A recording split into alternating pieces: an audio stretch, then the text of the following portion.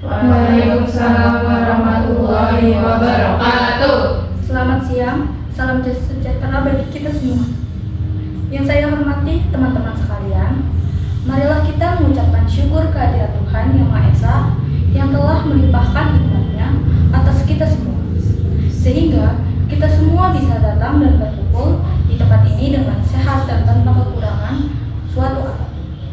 Hadirin yang saya hormati, pada kesempatan hari ini, izinkan saya menyampaikan pidato tentang kenakalan remaja yang ramai terjadi di kalangan para remaja saat ini.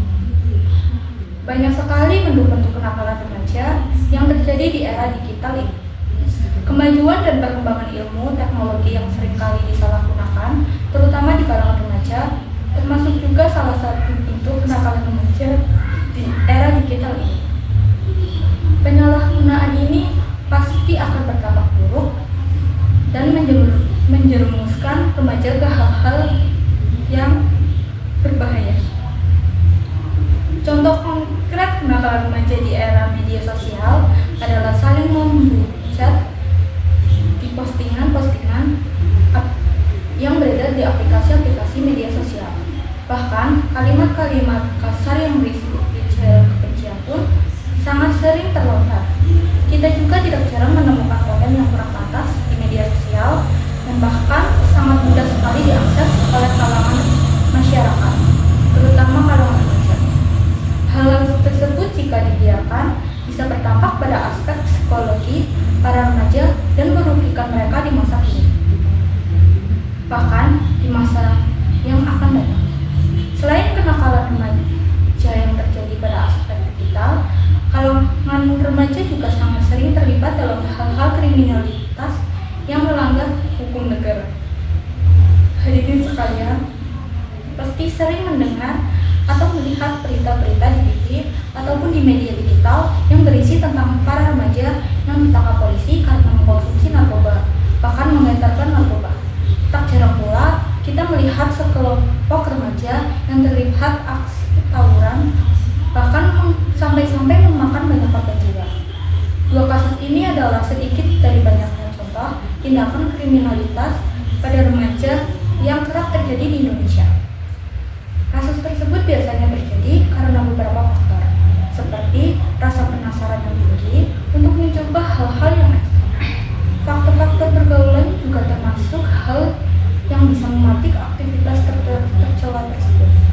Hadirin yang saya hormati, untuk itu, mari kita cegah segala bentuk kenakalan remaja yang terjadi saat ini dengan beberapa hal, seperti 1. Bijak dalam bergaul dengan orang lain.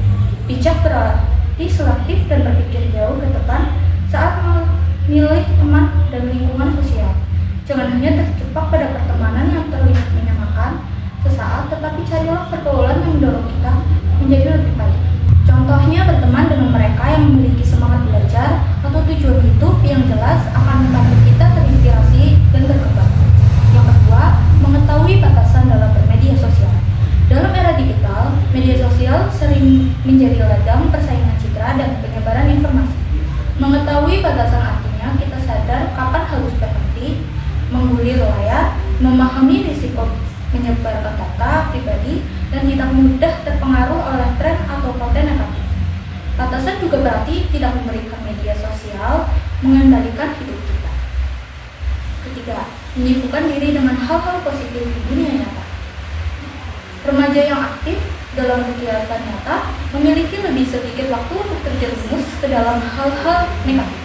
Contoh hal-hal positif yang bisa dilakukan meliputi olahraga, belajar, keterampilan baru seperti memasak atau bermain alat musik, bergabung dengan komunitas sukarelawan atau mengembangkan hobi kreatif seperti melukis atau fotografi. Keempat, mengikuti seminar-seminar edukasi remaja. Seminar memberikan wawasan baru dan kesempatan untuk bertemu dengan orang-orang yang berpikir dan positif. Topik seminar yang relevan bagi remaja seperti manajemen waktu, mengembangkan diri, dan bahaya narkoba bisa menjadi bekal penting untuk kehidupan ke depan. Kelima, memanfaatkan media sosial sebaik-baiknya. Daripada hanya mengunggah foto atau status, gunakan media sosial untuk belajar. Banyak akun yang bagi konten edukasi seperti kursus online, gratis, video motivasi, atau informasi peluang beasiswa. Berinteraksi dengan komunitas positif di media sosial juga bisa memperluas wawasan dan relasi. Karena menyalurkan energi positif pada diri sendiri dan teman tertolak. Energi positif adalah kunci dalam menjaga semangat hidup. Kita bisa menyalurkannya dengan memberi motivasi kepada teman, membantu mereka saat kesulitan atau bekerja sama dalam proyek yang bermanfaat. Misalnya, membuat acara komunitas kecil seperti bakti sosial atau diskusi sekolah. Ketujuh, menghindari hal-hal kriminalitas dan berfokus pada edukasi sebagai bekal di masa yang akan datang. Hal kriminalitas seperti mencuri, tawuran, atau menggunakan narkoba hanya memberikan kepuasan sementara, tetapi merusak masa depan. Edukasi sebaliknya membantu kita mencapai cita-cita dan membuka peluang lebih besar untuk sukses. Dengan fokus pada belajar dan mengembangkan diri, kita menciptakan fondasi yang kokoh untuk hidup lebih baik. Kedelapan, cerdas memilih antara hal yang baik dan buruk, hal yang bisa dilakukan atau tidak, dan hal yang positif dan negatif. Remaja sering menghadapi godaan untuk mencoba sesuatu yang baru. Di sini, pentingnya kemampuan memilih, misalnya tawaran untuk mencoba rokok, mungkin terlihat keren, tetapi akibatnya buruk untuk kesehatan. Kita harus memilih prinsip yang kuat untuk menolak hal negatif. Dengan memperhatikan semua poin ini, kita dapat menjadi remaja yang bijaksana, penuh potensi, dan siap menghadapi masa depan dengan sikap yang positif. Ingatlah akan bahaya dan dampak buruk yang akan terjadi apabila kita melakukan dan menjerumuskan ke dalam hal-hal negatif tersebut. Hal ini bukan hanya berdampak kepada kita, tapi juga berdampak pada kalangan lain dan lingkungan setempat, terutama pada orang tua kita. Bahkan terjerumus dalam hal-hal negatif ini akan berdampak buruk pula bagi masa depan kita. Lebih baik kita salurkan energi untuk belajar, berkarya, hobi yang bermanfaat, berbagi dan ikut serta dalam pengembangan dan pembangunan negeri.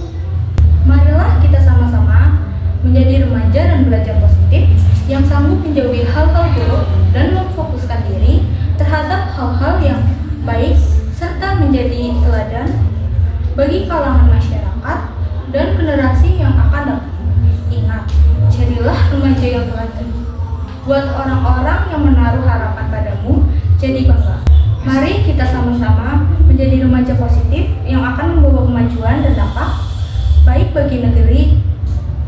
Susunlah rencana masa depan untuk kehidupan yang akan datang. Untuk kamu dan saya, marilah jadikan negeri ini sebagai negeri yang penuh dengan remaja teladan dan berguna dalam pembangunan serta pengembangan negeri. Sampai sudah saya di penghujung pidato ini. Mohon maaf apabila ada kesalahan kata dan kalimat yang kurang berkenan. Terima kasih atas perhatiannya. Akhir kata dari saya, wassalamualaikum warahmatullahi wabarakatuh. Waalaikumsalam warahmatullahi wabarakatuh.